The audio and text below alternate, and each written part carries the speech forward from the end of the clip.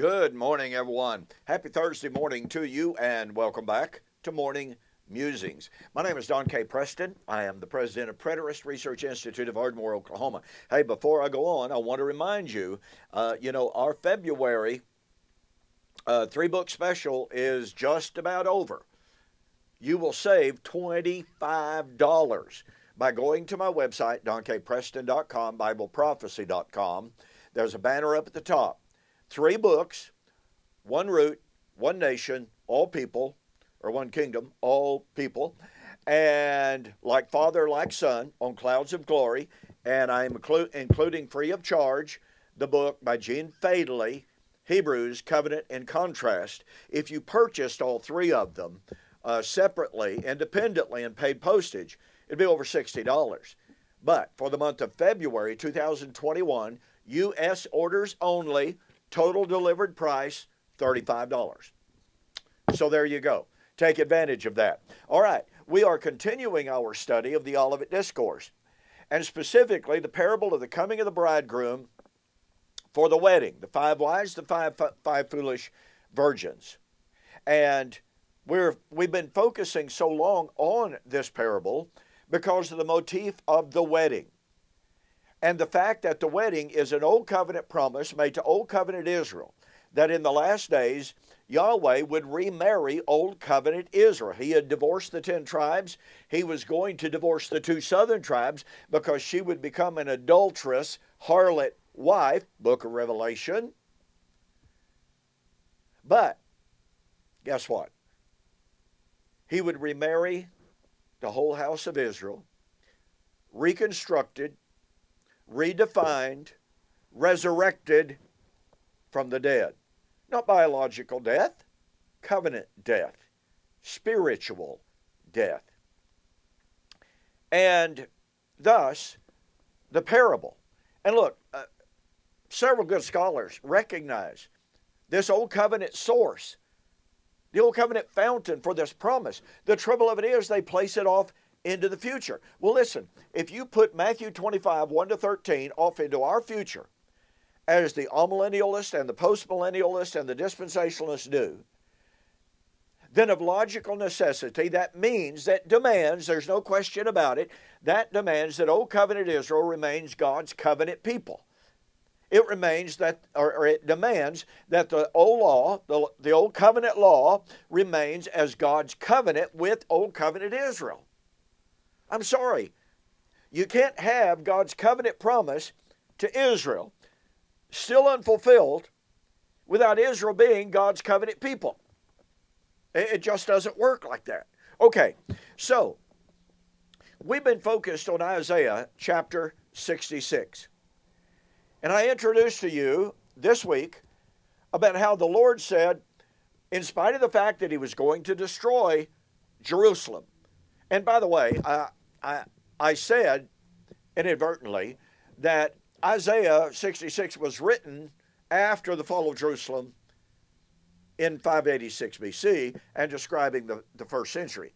I should have said that Isaiah was prophetically describing the events of the first century, the events far after the fall of Jerusalem in AD 70. A couple of people wrote to him and said, "Hey, Don, do you accept the multiple authorship concept of the book of Isaiah?" No, I don't.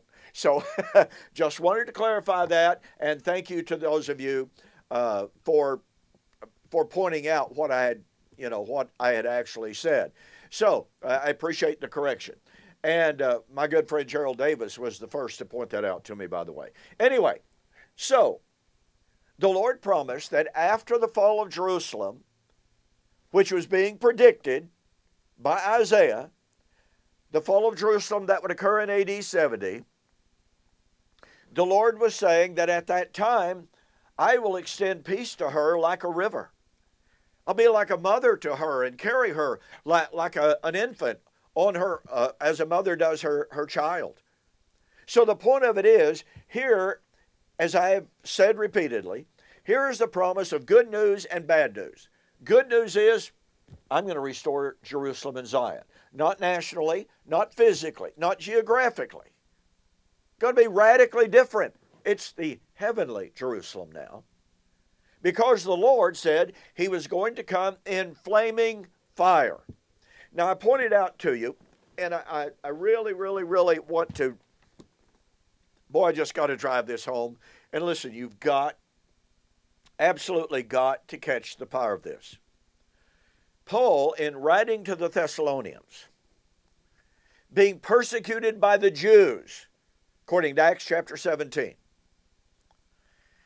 said that when the Lord Jesus was revealed from heaven in flaming fire, he would give persecution to their persecutors and give the Thessalonians relief from that persecution. Again, when would that be?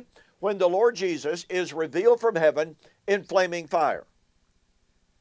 Now, scholar after scholar after scholar admits and acknowledges and teaches Paul is drawing directly from Isaiah chapter 66. Now remember, in Isaiah 66, the prophet is looking toward AD 70. He's looking for the Lord's coming in AD 70. Oh, by the way, I don't know if you're aware of this. I know some of you are. Did you know that Eusebius, 4th century church historian, citing Zechariah 12 to 14 and Isaiah chapter 66, did you know that good old Eusebius, and I give this citation for all of those who love to appeal to the early church writers, to the patristics, but did you know that Eusebius said that the Lord came with his chariots in flaming fire in the Roman destruction of Jerusalem in AD 70? Well, okay, so that means Isaiah 66 was fulfilled in AD 70. Oh, but wait, 2 Thessalonians chapter 1 was anticipating the fulfillment of Isaiah 66 in the lifetime of the 1st century Thessalonian church. Because here's the deal. As I point out in my little book, In Flaming Fire, and like I said, this is a great book on biblical hermeneutic. You ask the questions: who, what, when, where, why, and how. Who was Paul writing to? Who was he writing about? What was he talking about? Well, the fact that they were being persecuted by the Jews. When were they being persecuted? Well, he wasn't writing to a church in some far distant unknown generation. He was writing to people who were alive right then, right there, being persecuted right then, right there. And he said they would get relief from that then ongoing persecution, quote, when the Lord Jesus is revealed from heaven. Not at the end of time, not at the imaginary end of the, oh, by the way, endless Christian age, in their lifetime, when the Lord came in judgment of their persecutors. Now look, folks, this is incredibly powerful, because here's the deal.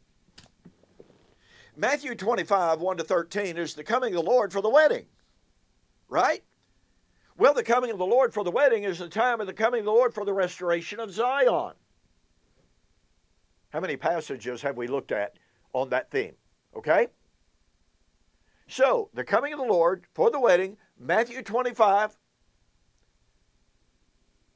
is the coming of the Lord for the restoration of Zion of Isaiah 66.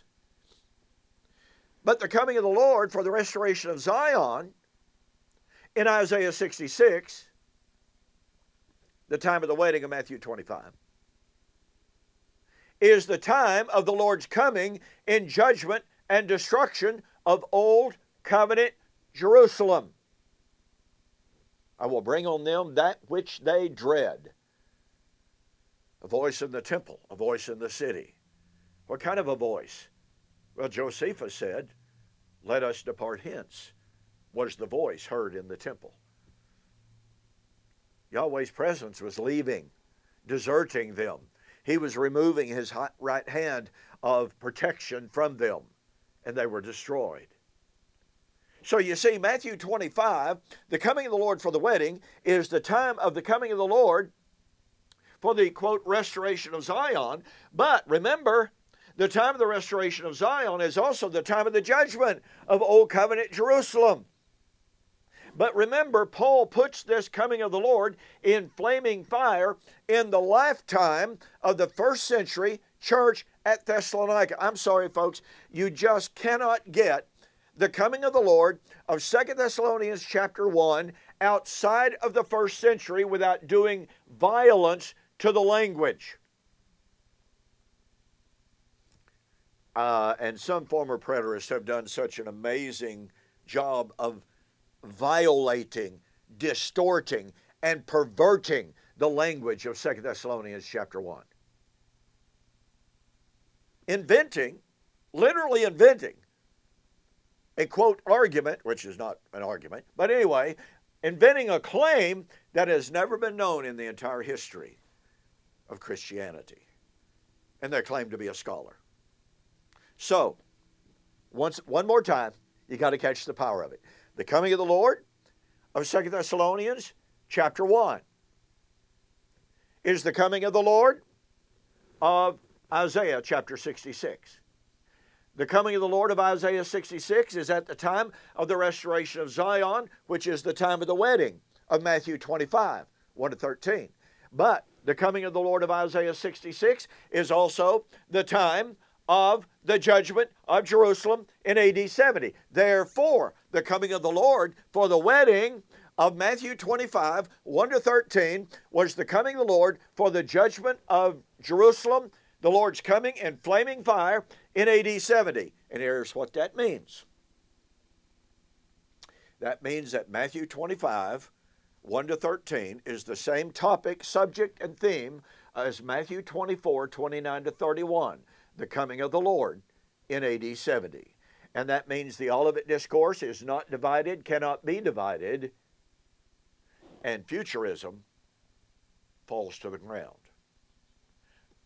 Because let's face it, if Matthew 25, 1 to 13 is not about the future, you don't have a futurist eschatology. Okay, I'm out of time. Thank you for joining me for this morning's morning musings. Don't forget the special book offer, folks. Save yourself some money. And while you're at it, get this book. I want to tell you, this book is really, really powerful. So go to my website, donkpreston.com, BibleProphecy.com, and order those books and save yourself a significant amount of money. Okay? Thanks again for joining me. You have a safe weekend. Lord willing, I'll see you on Monday.